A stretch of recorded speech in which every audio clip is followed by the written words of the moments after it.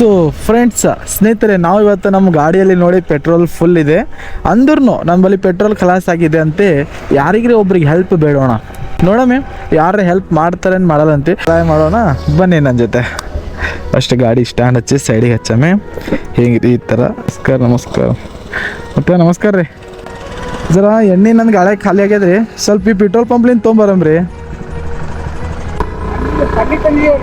ಹಾಂ ರೀ,